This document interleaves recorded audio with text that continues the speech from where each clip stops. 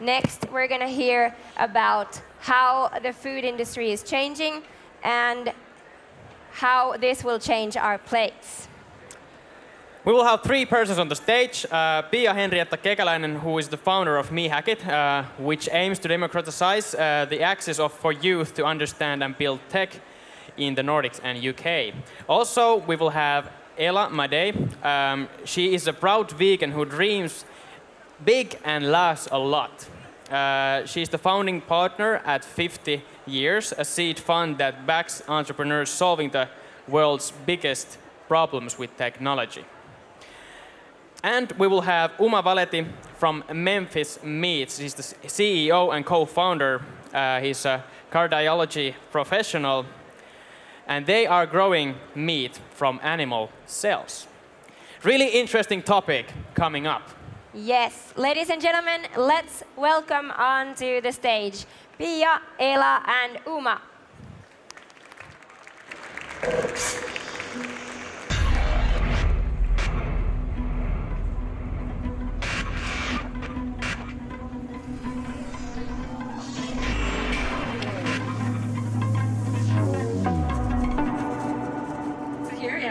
Okay, oh yeah, we're on. Hello, everybody. Nice to have you, Really Ella and good. Uma, in this private setting. We can have a very confidential talk, don't worry about it. Great to have everybody with us today. We're going to be talking a lot about what we should do about food, which is kind of important in the world. Not only food scarcity, climate change, the difficulty with the ethical questions of food, new production methods, all that kind of stuff, and we have great experts with us today. Let me know about your relationship to food. So there's so many different ways to have a relationship with food. Sometimes some people use Soylent or something or Ambronite, of course, which is much better. Yeah. Just to grab nutrition, or some people really make food a lifestyle. Tell me a bit about your relationship. Yeah. Cool. It's a nice. Hi everyone. It's a nice way to begin. Instead of talking about ourselves, I'm a huge foodie. Live in San Francisco right now, so there's a lot of Soylent talk. I grew up in Poland, originally have been foraging mushrooms with my family, grew up as a meat eater actually, went vegetarian and then vegan not so long ago for different considerations, but I pretty much cook every day, have a sweet spot for like small family farms and a very traditional way of deriving food, but also as a person involved in technology. I think we have a responsibility to move to a more sustainable system, no matter how idealistic view we have of some processes. So I try to mix those things. What about Uma? What's your foodie? Well, I think growing up, I grew up in India, and the relationship of food, I think, starts very early in your life. And it was always around family and eating with my mom and dad and my sister, and then going to school and eating with friends on lunch, and it was very personal, and it still is, because I think the relationship with food starts really early in life. And after I became a cardiologist, I also started thinking about it from a nutritional perspective and say, okay, really, what is it? Is it really good for us?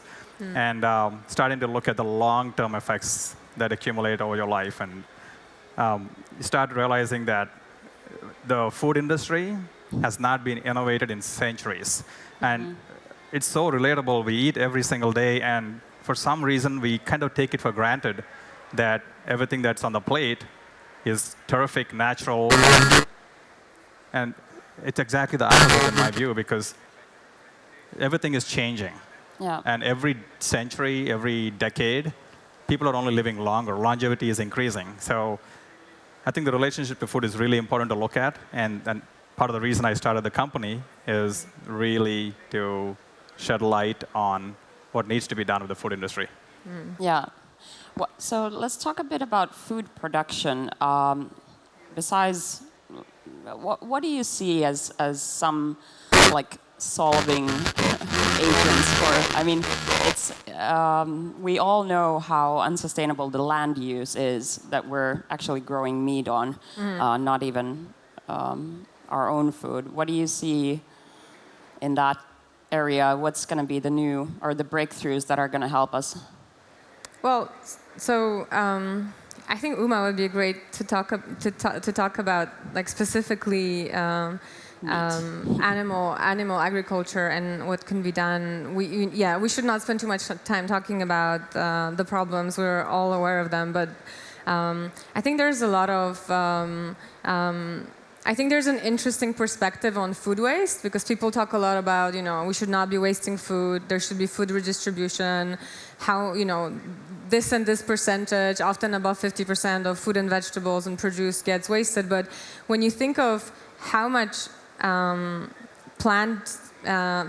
much kind of plant-based food is fed to animals before they get consumed, then, it's like eating for beef, for example, it's 24 calories for 1 calorie of plant input per 1 calorie of beef. So to get 1 calorie, you have to put in 24 calories. Yeah, okay. And that even doesn't touch water use and land use. So you're essentially eating an apple, and every single time you eat that apple, you're throwing away 24 other apples, and also your shower is running all day. So that's times 1 something billion cattle worldwide.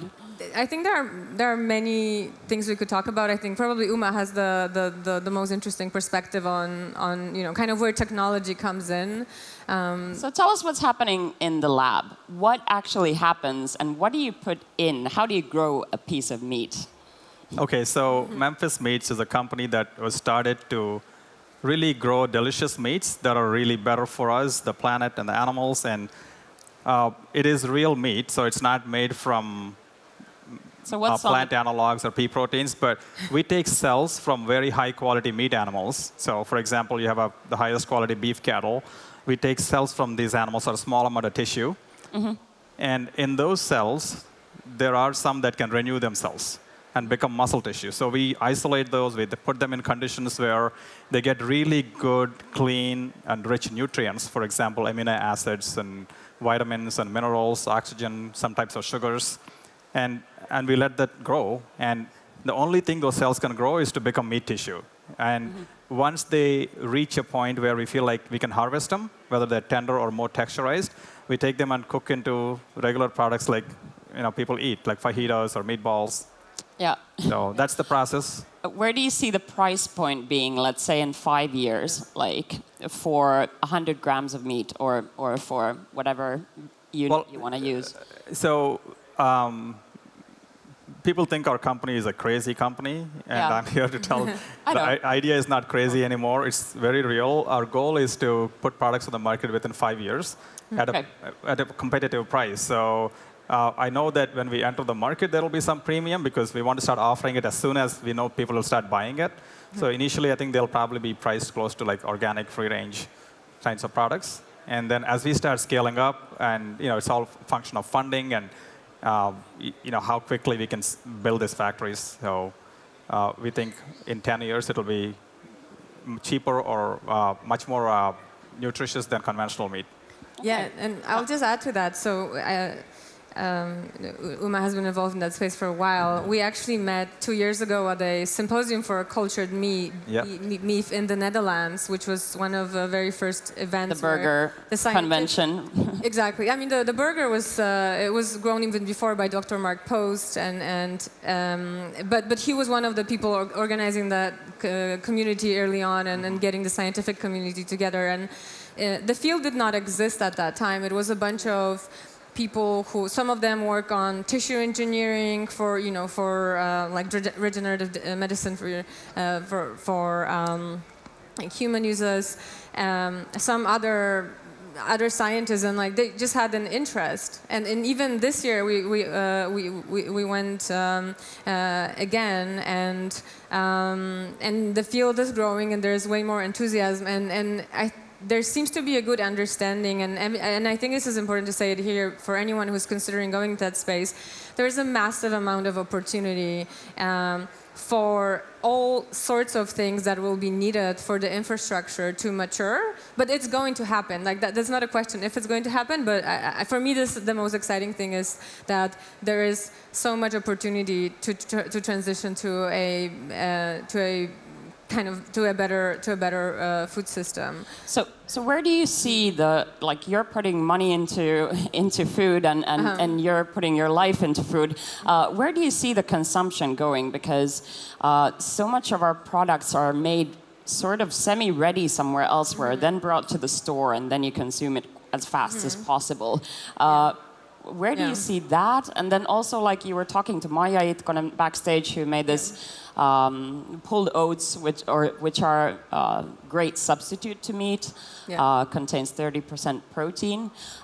Do you see that we're gonna eat animals in the future? Okay, people have been eating animals for 12,000 years. And I think in the near future, yes, people will still keep eating animals. But I think what's happening really is like the democratization of food and sources of food and how food gets to the table. There is no way that we continue to produce food the way we do, especially animal agriculture, in the next 30, 50 years with 3 billion people coming on the planet. There's not enough space to actually feed these animals, grow food for these animals.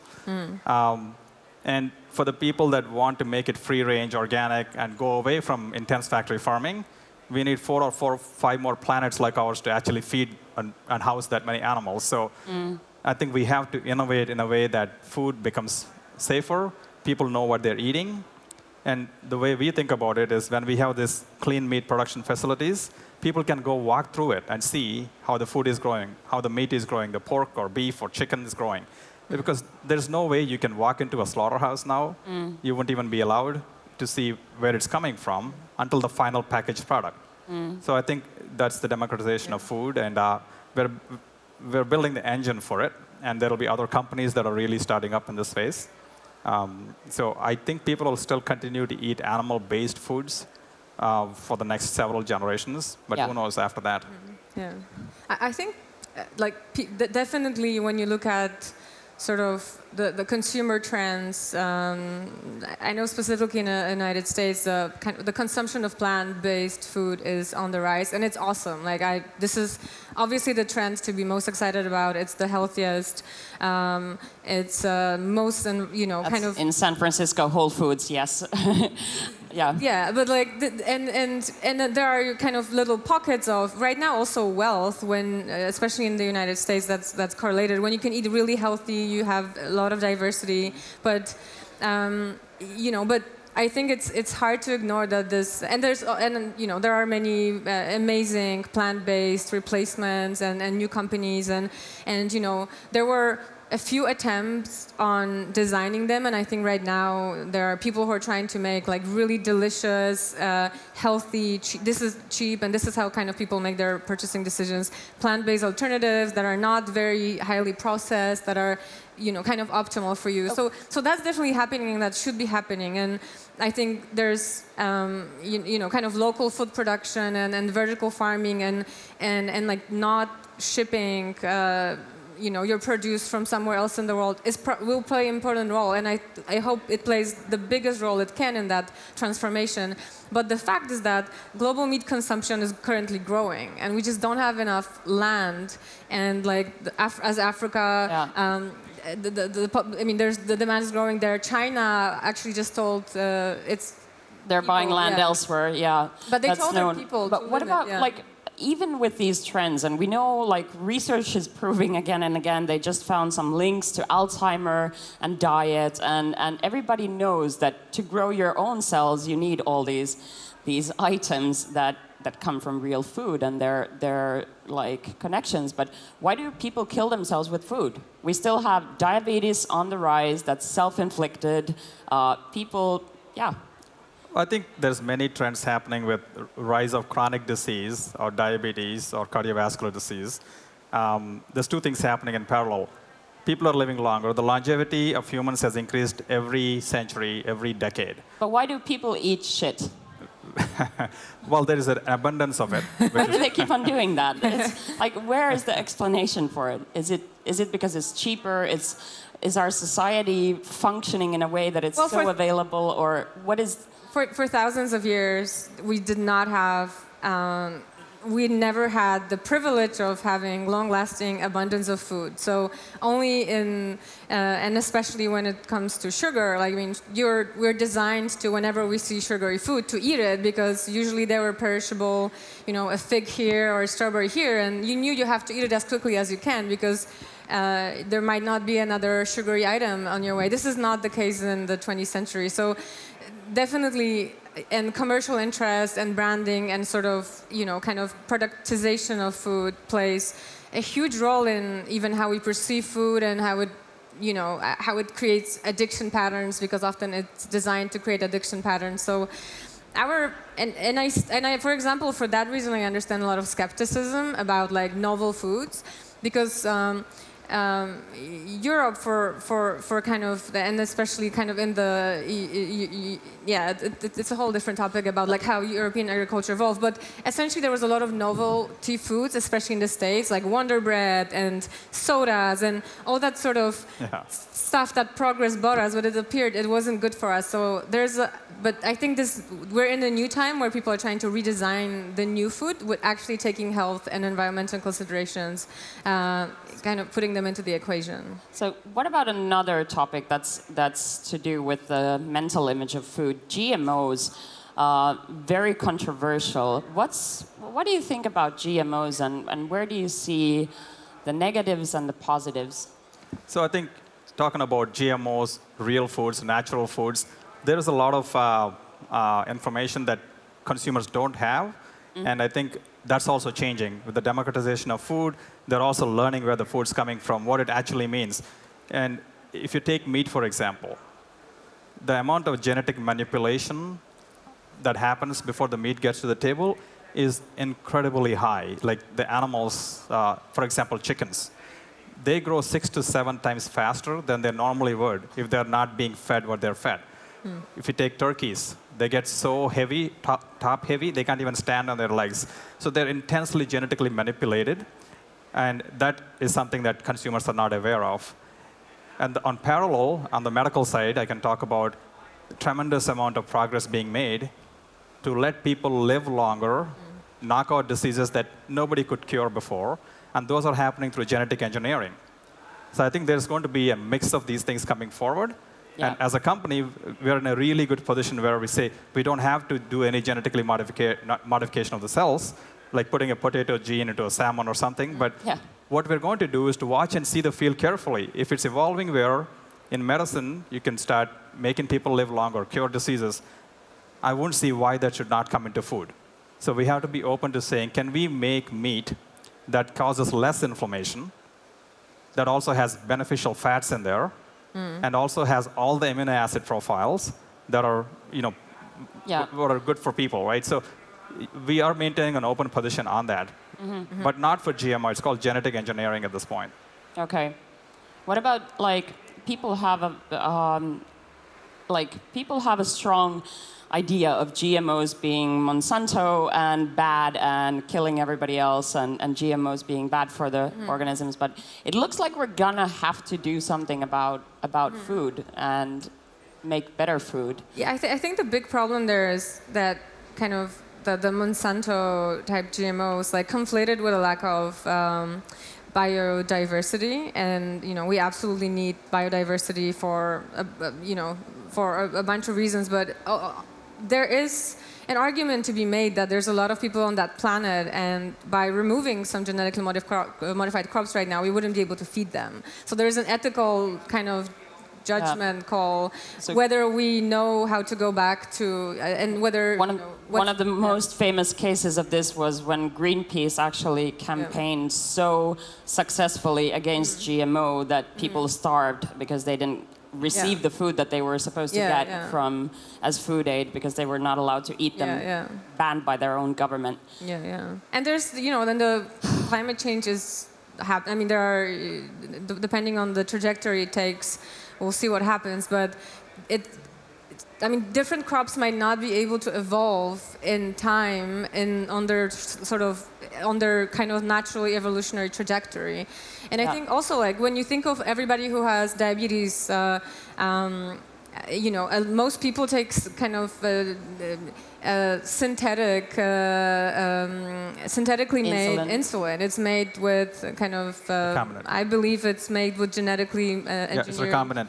Yeah, it's a recombinant product. So it's not, I think, theoretically it's not genetically modified itself, but it comes from a genetic engineered organism that kind of produces it in the process of fermentation. And that's a very exciting area of synthetic biology where you actually don't have to, like, you don't eat the genetic modified part, you just eat sort of like yeast and different algae can be used as kind of little machines to produce the things we want them to produce, which are just the same. And I don't think people would argue that that's needed.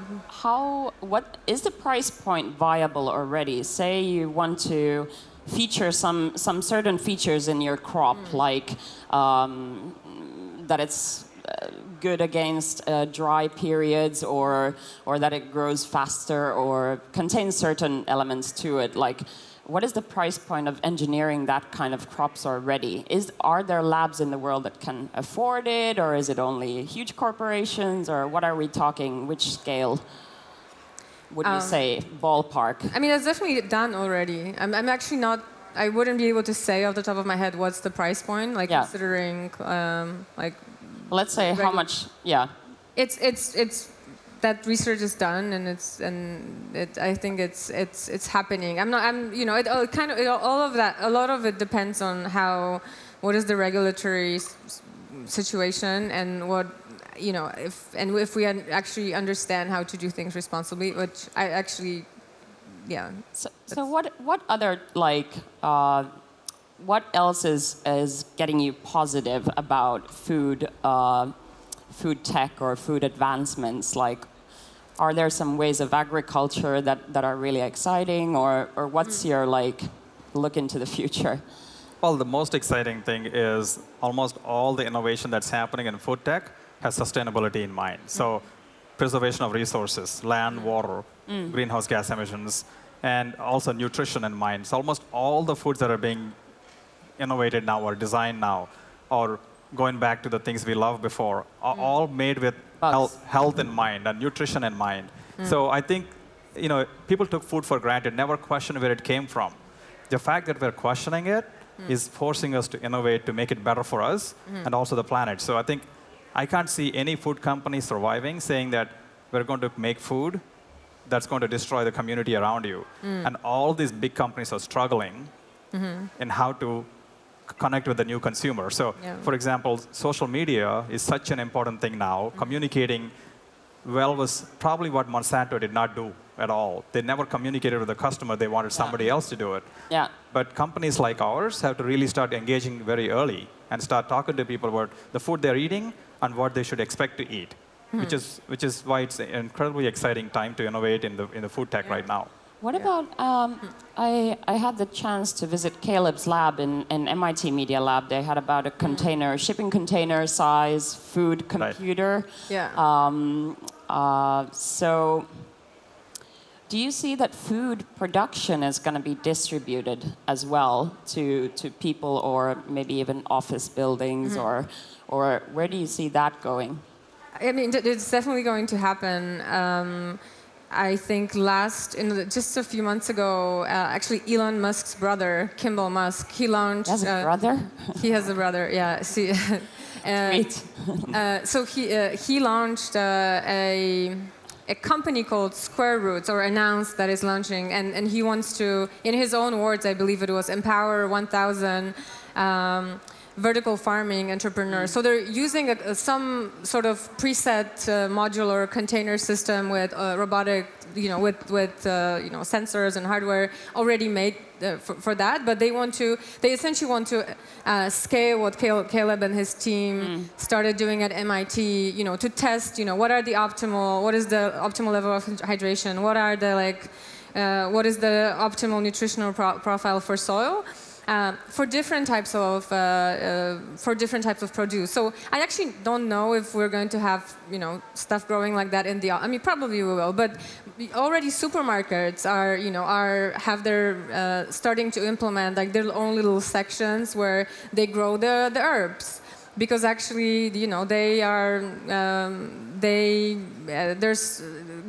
a lot of food waste coming from there, and you benefit from growing there locally. So it already is economically viable. So probably there's no reason why that trend shouldn't continue.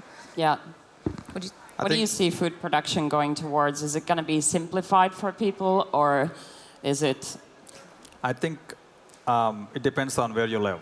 So if you're living close to a very urban area, I think it's going to be distributed, but distributed from very large facilities that are closer. Mm-hmm. Because, if we can think about a meat plant like the one we envision, it could be very close to a city. It doesn't have to be far away where all the contaminants or the pollution that comes from an intense animal farm makes them be very far away, but we could be very close to the cities. And they don't have to be massive enterprises, but much more localized. Yeah. And they could be right next to where people live. So we feel like it really opens up the options, cuts down on transportation, makes things local, lots of flavors emerging. Mm-hmm. I mean, for example, you can grow the types of meat flavors that are typically only found in different parts of the world with different environments, but mimicking the environment in the production unit. Yeah. It sounds...